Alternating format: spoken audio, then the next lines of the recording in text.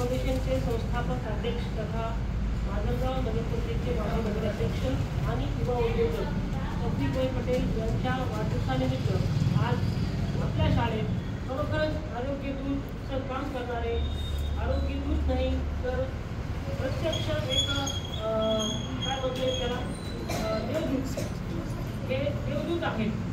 जसं संपूर्ण महाराष्ट्रामध्ये आपल्या महाराष्ट्रामध्ये थोडक्यात आरोग्य मी थोडं बोलतोय.